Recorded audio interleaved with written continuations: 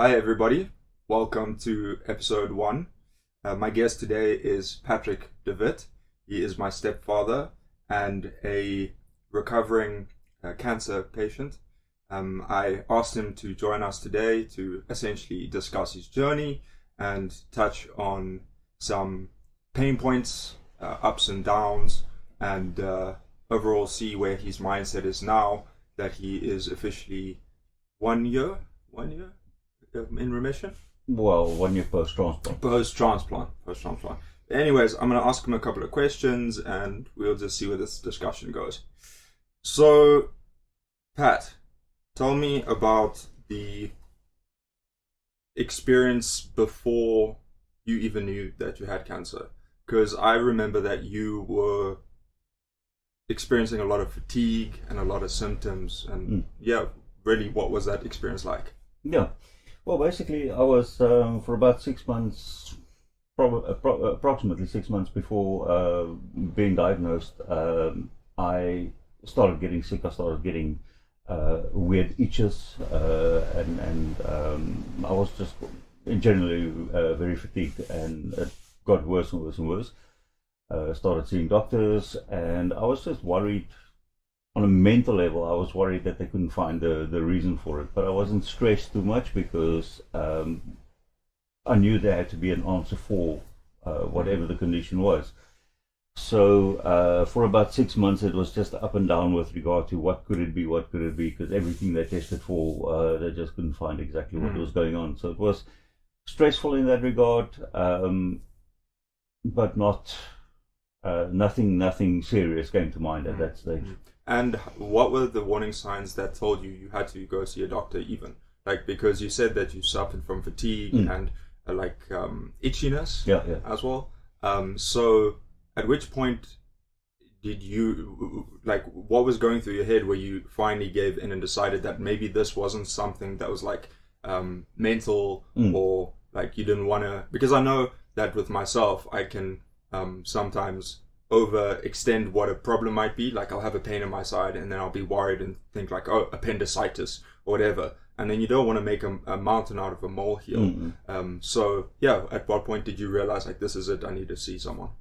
Well, I think it just came with at a stage, the rash, because the itch goes along with the rash. So the rash was getting worse, the itch was getting worse, and nothing that I applied for the rash or anything like that was taking it away or making it any better. So baby bum cream, not the cure for cancer. Not the cure for cancer. So I think that just was, and the fatigue. I mean, I think the fatigue was something that showed me there was something else going on as well, but because I had no evidence of this and I don't Google these kind of things, so I just at a stage went to a doctor and said, right, these are my symptoms. What can you find? And so what did your doctor first think that it was? Well, he thought it was an infection. He also thought, and I was treated for various possible infections because I did a couple of blood tests and that kind of thing. But they couldn't quite determine exactly what the kind of infection was. They also thought that they tested kidneys, liver, all those kind of things, found some issues there, and then also had the idea that I could be drinking too much alcohol. And was that because of liver issues? Yeah. Okay. Yeah. So they thought that could be, and Fortunately, unfortunately, I wasn't drinking at that stage, so that couldn't have been the case. However, the doctors weren't completely convinced. They weren't convinced. They weren't convinced. But it turned out that I was right and they were wrong in that regard, but they couldn't find anything. So I was admitted to hospital, put on antibiotics, intravenous, and again, I was discharged. I was still sick. I was getting sicker. Again, admitted. Again, they couldn't find anything in particular.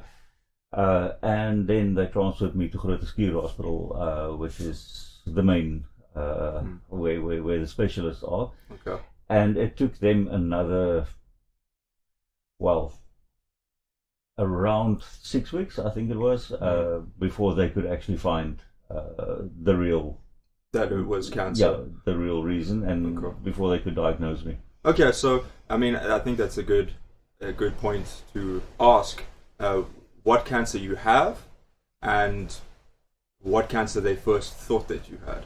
Well, interesting, I was diagnosed with non-Hodgkin's lymphoma, and that was a true diagnosis at that point. The non-Hodgkin's lymphoma was, it's a blood cancer, and it's a very, let's call it regular blood cancer. It's not something which is out of the ordinary or anything special to have. It's just another blood cancer, easily treatable with chemotherapy. And so after almost a year, or within the year, I was diagnosed on my birthday, on my 49th birthday, in 2020. I was diagnosed, and that was then also in the same month that we went on the full lockdown for COVID for the first time. And I was discharged on the day that lockdown started. So, wow. So by the end of the year 2020, December 2020, I was then regarded, after all the chemotherapy, I was regarded as being in remission from the non-Hodgkin's T-cell lymphoma. Sure, I just want to interrupt there. I still remember it's quite a crazy thing because, I mean, none of us expected that lockdown was going to last as long as it did. So I think back then, like going into the lockdown and having cancer couldn't have really been a big deal. Obviously, you have cancer and the lockdown, that ended up being a big deal. But we couldn't have foreseen that you would have gone through this entire process for essentially 3 years, just in pure isolation. And I think being in a position where you have to essentially fight off like two horrific experiences that most people like aren't going to have in their lifetime. They're not going to have that combination. I mean, it's even rare that we experience this lockdown to begin with, right? Like, I mean, plenty of people get cancer, but I think that just having to have those things to coincide in one go it's shocking. Yes and no. I think it's all a mindset situation. I accepted that I can't change the cancer at that stage, the diagnosis, and I couldn't change the lockdown either. And in a way, in a blessing in disguise, I guess, was that they came along hand in hand, basically. I needed to recover in any case, and I was quite sick by the time that I was discharged, because I was diagnosed at a stage 4 with a non-Hodgkin's T-cell lymphoma. So by the time that I was discharged, I was quite in a bad situation. I didn't need to be in hospital anymore, though if it wasn't for the lockdown, they would have kept me for another week. So because of the lockdown, they said we need to get patients out of the hospital because we don't know what's going to happen, medically spoken, with the lockdown with COVID. Yeah, you don't want to get COVID and have cancer. Yeah. I think that's something we'll touch on. And that is something which I found quite interesting. I felt almost special, having just been diagnosed and then going into lockdown. It's quite a way to see it. I literally thought it was a fun experiment. I mean, this was like, how many times has this happened to people in the world? Exactly. Okay, I'm special. Yeah, right? I mean, from the inside out, like it's astounding how different it is from the outside in. You know, because obviously, like we observed you going through this, and like we couldn't ever be in your shoes, and so I think. That's like one of the things with the cancers, like we make light of it quite often and we would tease you, and I think that like that is a testament to just not giving into your initial judgments, right? Because it's so easy to look at someone with cancer and go, oh, shame, like they have cancer, shame. But I think that might be the worst thing for that person, right? And I think with you especially, and I think like you had a sense of like regularity that you wanted to continue, and I think that that's an important part of that mindset. Sure. I think what in my view, and anyway, I mean, I've had people close to me in my family and people that I've loved and been in relationships with who've had cancer and who've passed away from cancer, and having then gotten into a situation where myself I've been now diagnosed with a cancer, and for me personally, I found my solace within myself. I had to find that within myself. The peacefulness that comes along with the bad news, you can only find within yourself. You can't find it from external sources, but you also can't necessarily find it from other people's experiences. Those are only guidelines. Because if you were to be diagnosed with any type of cancer tomorrow, or in 10 years' time, or in 50 years' time, you will experience it differently than what I would, and not because of the type of cancer, but because of cancer. Yeah, and because of character and personality. So I can't say there's a right way and a wrong way. The only way to deal with it is deal with it yourself first, before starting to deal with it in terms of what people expect of you, or what people want from you, or say they know how you should feel. Almost like, here's how you're supposed to have cancer. Here's the path, like, have cancer this way. I mean, I can as much say, this is my experience. If you want to take something from it, then you take something from it. I can't tell you how to experience when you are in that position. So I never took somebody else's advice. So then how do you guide yourself? I mean, it's so hard then, because then you don't have any touchstone to go and say, like, hey, this is at least a starting point, right? Because, like, then you really are navigating it in isolation, right? Mentally, in many respects, right? So, but maybe, I mean, maybe that's something that you learned. I mean, have you maybe reflected on that this viewpoint is not necessarily one that you had throughout your experience of having cancer, but maybe one that you've only gained through reflection?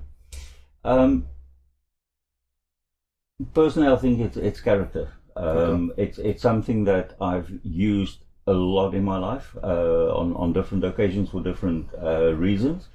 And to get over something for me means to deal with it head on within myself first. Yeah, I can relate to that. That is just the way that I do things, and that was my point of reference. I know how other people have dealt with their cancers in the past. People that I've been very close to. My mother passed away, had cancer, but she passed away from something else 10 years down the line. In a previous relationship that I was engaged to someone, she passed away from cancer. I had uncles that had cancer. I had many people in my life that had cancer, and it's always been sort of, I can reference only to a certain extent. And with regard to my fiance that passed away back then, it was a very interesting situation, because I knew how I dealt with her as the carer, but now I was the one that had the cancer, and I had to think about, what am I going to give my carer or carers in return? Yeah, and how are you going to signal to them how you need to be cared for? Yeah. Right? Because ultimately, like, even though maybe you don't want sympathy, you still need compassion. Yeah, no, I never wanted sympathy. I still don't want sympathy. I want compassion with regard to, I need something from a mental or a physical or an emotional point of view. Because of the situation, don't feel sorry for me. I'm one of millions of people that get diagnosed annually with cancer. Well, I think as well, I think it's a nice segue, because millions of people do get cancer, but not millions of people get the cancer that you had. So walk me through the diagnosis, or the alternate diagnosis, away from blood cancer and to this other form. Okay, so to make it clear, is when I was diagnosed on my 49th birthday with non-Hodgkin's T-cell lymphoma. That was stage 4 non-Hodgkin's T-cell lymphoma. That's a blood cancer. I got treatment for it, and it was, in comparison of it falls under blood cancer. So it was a blood cancer, and there's treatment for it. It's quite a regular type of cancer globally. Then I went into remission that December, like I said, and then I think it was about 9 months later that I started getting sick again. I started getting all these symptoms that by now I knew what these refer to. The warning signs. The warning signs. Immediately went back to the specialist. Although I was still under certain treatment, I was not under constant treatment. So I went back. I said, "This is what's going on," and they immediately started testing, and they couldn't find any evidence of non-Hodgkin's lymphoma. They could only find, we are dealing with a blood cancer, but they had no idea what blood cancer, because there was no sign of the lymphoma, the Hodgkin's, non-Hodgkin's, any other, but they found evidence of blood cancer. Then they called in the professor, and he went through a couple of communications with other colleagues, nationally, internationally, that kind of thing. Came back and they said, "Okay, we have news for you, and it's not good news. They found the cancer. They found the type of cancer, and it is, in short, referred to as AITL, angioimmunoblastic T-cell lymphoma." So that's where it became a bit crappy for me, because this is a very rare cancer, and it's also a blood cancer. It stems from Hodgkin's lymphoma. It stems from it's in that family group, if you can put it that way. And the interesting part is that, and why I call it interesting, is that it's a development from the Hodgkin's lymphoma, mostly, but it can also relate to other blood cancers that it stems from. So the only evidence I have is that, yes, the Hodgkin's lymphoma was treated, and was treated properly, but in the meantime this grew into the AITL. The AITL, however, is non-curable, and that is where it became a bit of a scary situation. Also stage 4 they diagnosed me as, and the only treatment, they can treat you with chemotherapy, of course, which they did, but there's no cure for it, and the only thing that can give you some kind of hope, usually, and I'm not going to go into all the detail around it, because that's going to be more than a podcast. That's going to be a whole series. Who knows? Maybe we do one. The thing about the AITL is that it was also staged at stage 4, and that means that at that point they had to tell me that I was dying, and anything from a year to 3 years.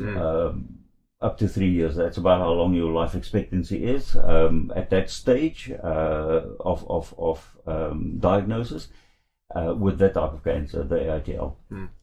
And palliative care, was that something that they suggested to you? Yeah, no, they suggested that, but I said I don't want that. I'm not interested in that, for a variety of personal reasons, really. I felt, although I was sick, I felt okay enough to still carry on with life as normal as possible up until I got real sick, and you don't know how long that takes, because they give you 1 to 3 years.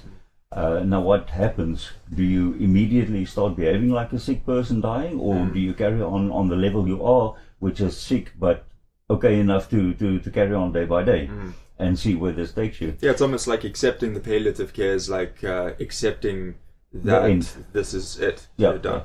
Yeah. So again, I had to dig deep inside myself and say, all right, am I ready to die? All those kind of things, all those kind of questions came up. Am I ready to die? Do I want to die? Is dying fun? Is it not fun? What is dying? All these kind of questions came up. What is die? What is dying? I've never done that before. I've done so many other things in life, but I haven't died yet. So, and the fact is that I felt there must be answers. In the meantime, the specialist and the professor were all looking for medical treatment that could possibly help. Why were they looking for medical treatment? The reason was because it is such a rare form of blood cancer. It is, and I do not have the figures with me in terms of percentages, but there's, I think at that stage, I was the first person in, and I believe, if I'm correct, it was the first person in 5 years that have been treated with AITL at Groote Hospital. I could be wrong on the exact number of years, but I think I was the first person in the last 5 years. But it's rare. But it's the rare. Point. And it's globally a very rare kind of thing. So they don't really have the suggestion, or they only have suggestions on how to treat that. Now, the only thing that has worked so far globally is with a stem cell transplant. And that doesn't cure it. Again, there's no cure, but it can be life extending, the stem cell transplant. And the stem cell transplant then relates to where I am today, which is just over a year past my stem cell transplant. And the stem cell transplant can only be regarded as successful a year after the transplant. Okay. So nothing has changed with my cancer. The cancer will be there until I die. Okay. However, the stem cell transplant is now officially, has given me this treatment, has given me the benefit that the 1 to 3 year life expectancy has now grown from 1 to 5, 1 to 7, maybe even longer. Well, then I have a question for you, because I know from living with you, as a teenager, you were quite orderly, and I learned a lot of that from you. And I think that a lot of my own orderliness stems from a need for certainty, right? I think all people need certainty to a degree. And so how has your relationship with certainty changed now that life expectancy is just, it's uncertain? You don't know how long this treatment is going to hold for. So do you feel also, on top of that, as though that's affected other aspects of your life? Oh, absolutely. One of the most important changes that came along was the realization that no matter what the treatment they give me, no matter what happens on a medical field or in the medical field going forward, for the last year I was just focusing on having a successful transplant done. So the transplant was done, which in itself is quite a dangerous situation. I mean, you can die from a lot of other things except the cancer because of the transplant. So that was quite a scary process in itself. Yeah, we'll definitely touch on that. Yeah, but however, it's my focus was on not what's going to happen in 5 years, 10 years, 3 years. Nothing about the future in those terms. My focus was on what can I do today. When I wake up in the morning, what am I going to do for that day to make that day worthwhile? And this is something that I believe starts at home, starts with your family, starts with your friends, starts with your work situation, with relationships really. It starts with, do I now become this religious person with these religious sort of life actions that I take, or do I become somebody that is more focused on this is the reality? And the reality for me is that just like everybody else, I'm dying. However, I know I'm dying a lot earlier than what I thought I would.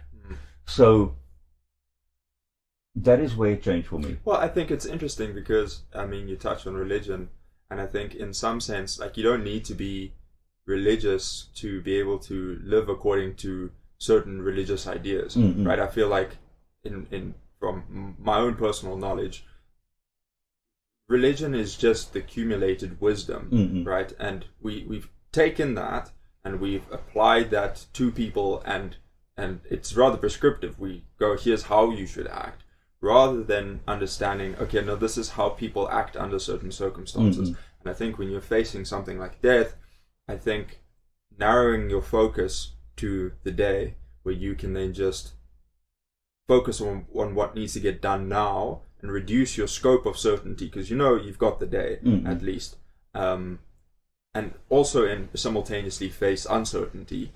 But that one piece of wisdom throughout, like Taoism, for example, or Zen philosophy, is this idea of being present, right? Of detaching from worldly things. And I think if you're literally being detached from worldly things, there's no way around it, right?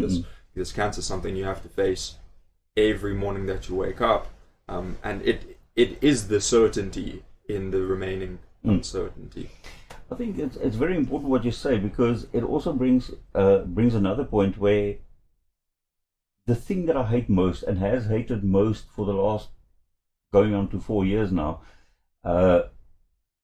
from the first time of having been diagnosed with cancer, or being sick with cancer, then diagnosed for the first time and then the second time,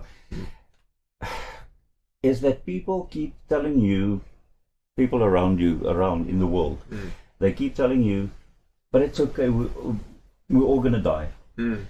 I hate that. Because you're not telling me anything new.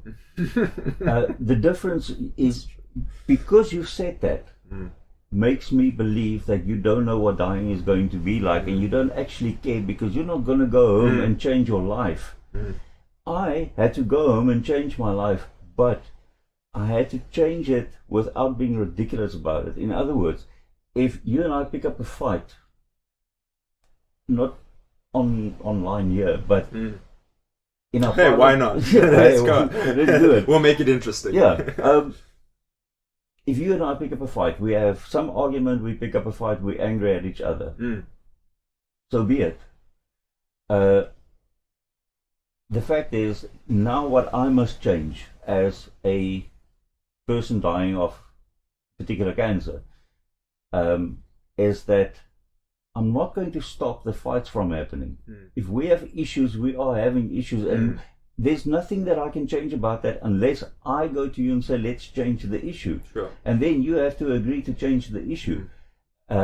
So you'd say the cancer's made you more like willing to address things? Yeah, willing to address things, because if I have an issue with you, you with me, whatever the case might be, whatever is causing the arguments, the constant arguments, and I'm just using that as an example because there isn't really that, but my purpose is not to say to you, let's not argue because I'm dying. No, let's have it out. Let's have it out, because that is part of living. Yeah. And currently I'm living. Yeah, don't I'm alive, I'm living, so don't feel sorry for me and not like treat me like don't a human. Hold back. Yeah. Don't hold back. Let's go for it. Yeah. But there's a time for the fighting and there's a time to make up. Sure. And that has become important, is how do you make up after something like that? In other words, go out, live, experience everything life offered you before you found out that you had that you were dying. Experience it all, because that's not going to change. If you want to change that, you are lying to yourself. And I'm going to be lying to you if I say to you, be nice with me because I'm dying. Yeah. I think at that point it's a manipulation, right? Yeah. You're applying the sympathy people already have. Yeah. And I think, I think that's a terrible thing to do, because I think it also insults other people who have cancer and who are clearly suffering far greater than you are, because you feel the need to go out of your way to use what you have, because you don't really take it seriously, So I think that's definitely an important point. So with regards to your treatment, I know that at one point you had, let's call it a botched surgery. I think it was they were looking for a node in your lung. Yeah, lung biopsy. Lung biopsy, okay. Can you tell us the story behind that?